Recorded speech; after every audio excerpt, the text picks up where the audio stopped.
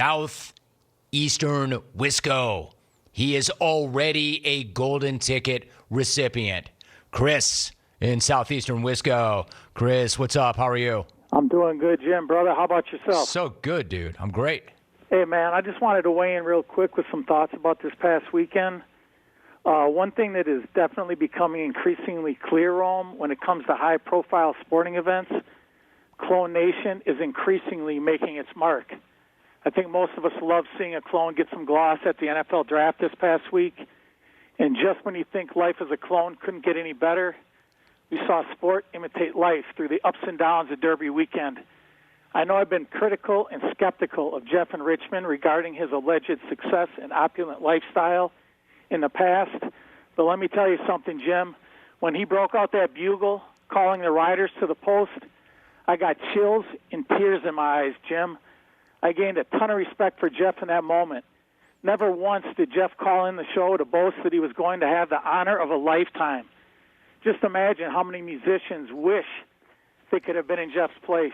There he was in his black bugle guy lid, his fire engine red blazer that was screaming and ready to burst at the seams, and his stormtrooper black boots. Jeff was blasting air through that bugle so hard, it practically blew off the ultra-cheesy Derby hat that TB43 was sporting. The only buzzkill of the Derby was related to Cal in Vegas. Not sure if the clones knew this, but Cal had been booked to ride King Fury, a 20-to-1 shot, until the thoroughbred spiked a fever after warming up on Friday, which unfortunately led to the decision to pull the racehorse out of the Derby. Poor Cal. He just can't catch a break this year. Gambling, tournament golf, aspirations of being a jockey in the Kentucky Derby, none have worked out for that poor tiny bastard.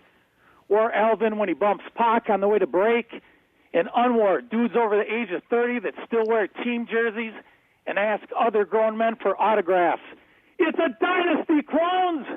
My man, Rakim, Chris in Southeastern Wisco, continuing his run. He's got a golden ticket, and nobody's going to rip that from him. Rack him. Listen, life imitating art, clones getting run nationally. It'll be a great deal. Except the guy that you referenced was not Jeff in Richmond. The guy blowing into the bugle was not Jeff in Richmond.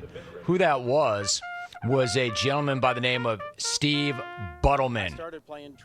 He has played his horn, reportedly, for more than 60,000 horse races. Dude, I got to tell you something. If, in fact, that's true, if that man is blown in that horn more than 60,000 times, that's more impressive than Bob Baffert winning 7 derbies. There's your legend. There's your Hall of Famer. Not Jeff in Richmond. In terms of, is there a resemblance? I mean, maybe in body style. Maybe. Look it up. Cal in Vegas was not up on, he did not have a mount in the Derby. Quote, that little bastard was not going to ride in the Derby. That's right.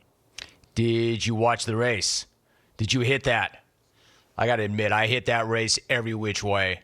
I made so many different bets on that race, and here's how this went. At the very last second, and I've got 3 different accounts. 3 different accounts. I've got one horse racing account, which I gamble off of exclusively, and I've got 2 other accounts for every other sport. I hit that race across all 3 accounts, and I went hard. Let's just say, and I've said this more than once, I bet my 2021 NFL bankroll on that race. And when it came right down to it, I had a little bit of money left in one of the accounts, and I'm like, what the hell? Man, I'm going to hit Baffert. Why not? So my smallest bet went on the winner. So I saved some face and some money. Let's just say it did not go well.